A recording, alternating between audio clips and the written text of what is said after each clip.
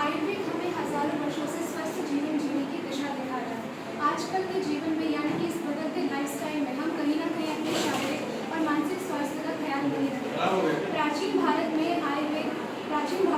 आयुर्वेद के सिद्धांतों और उनके उपचारों के कारण लोग बहुत स्वस्थ रहे थे, जो कि आज के ज़माने में संभव नहीं हो पा रहा है। इसके लिए हमें लाइफस्टाइल पे बहुत ज़्यादा ध्यान देने की आवश्यकता है।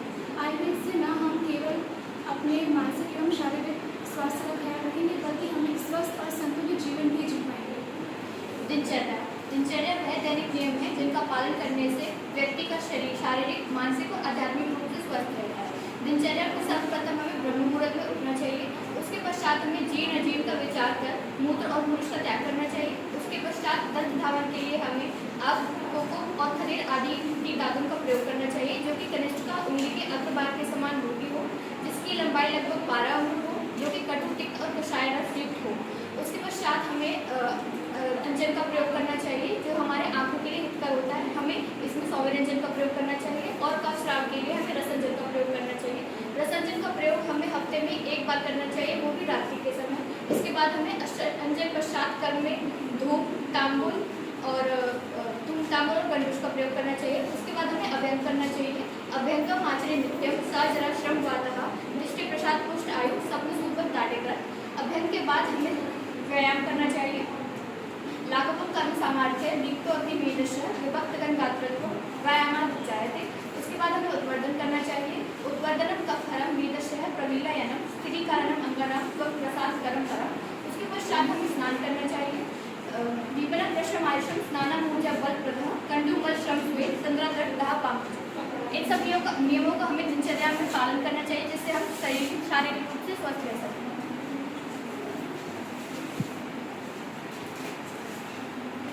स्वास्थ्य से स्वास्थ्य रक्षण आतुरस्य विकार प्रश्नम च। आयुर्वेद का प्रयोजन है हमें स्वास्थ्य व्यक्ति के स्वास्थ्य की रक्षा करनी चाहिए और रोगी के विकारों का प्रशमन करना चाहिए। इस प्रयोजन दिनचर्या ऋतुचर्या का विधान बताया है, जिसमें ऋतुचर्या का अर्थ है, ऋतुचर्या सब 2 शब्दों से मिलकर बना है, ऋतु और चर्या। ऋतु का अर्थ है मौसम और चर्या का अर्थ है नियम। ऋतुचर्या से यहाँ तात्पर्य है ऋतुओं में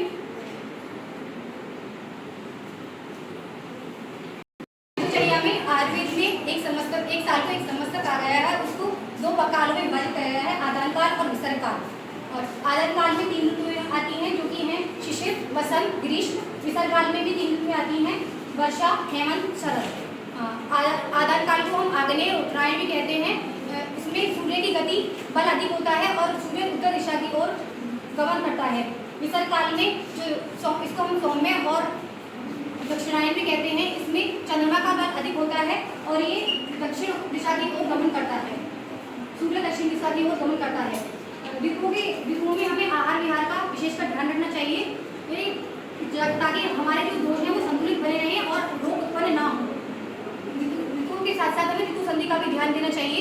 ऋतु संधि में 14 दिन आते हैं। वर्तमान ऋतु के अंतिम सप्ताह और जो आने वाली ऋतु है उसका प्रथम सप्ताह। हमें ऋतु संधि के अनुसार ही आने वाले नियमों का पालन करना चाहिए, ताकि असाध्य जो उत्पन्न ना हो।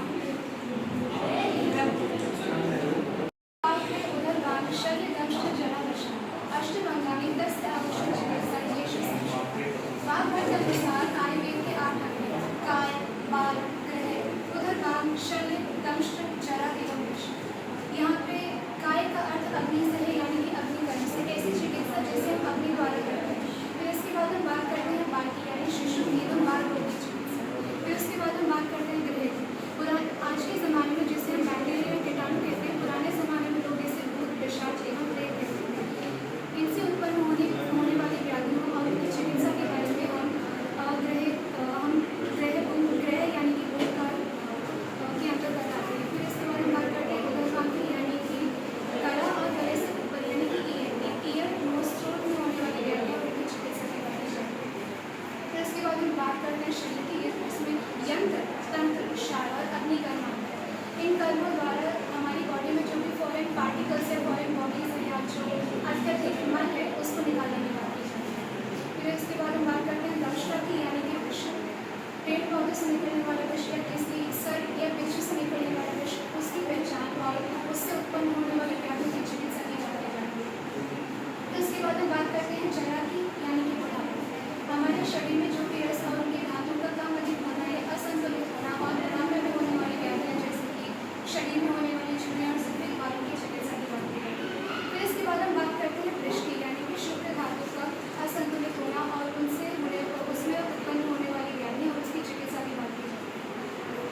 स्वास्थ्य जो है वो हमारे शरीर का धन है